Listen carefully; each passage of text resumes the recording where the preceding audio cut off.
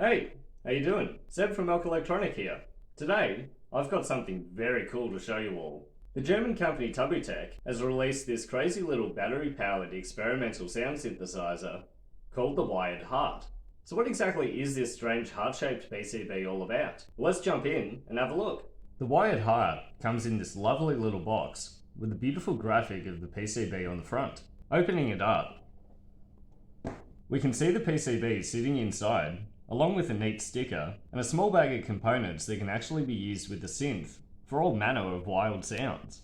A really cool, and in my opinion somewhat environmentally conscious thing about the box, is that the instructions on how to use the Wired Heart are printed onto the inside of the lid and box, rather than a separate paper or booklet being printed unnecessarily. So with that being said, how does this crazy little synth actually work? Along the top of the heart, we can see 6 sensors that can detect touch and humidity, each of which controls the pitch of an oscillator. Pressing the sensor harder, or having sweatier hands, allows a higher pitch to be produced from the oscillator. But things get even more wild when multiple sensors are touched at the same time, allowing crazy cross-modulation to happen with the current flowing through your hands and fingers. Without getting too crazy into the detail, we basically have 2 master oscillators either side of the heart, each of which controls another 2 slave oscillators, with the slave oscillators being modulated in ways such as by amplitude, frequency, and waveform resetting or syncing. Oh, and it's all in complete stereo as well. On the inside of the box,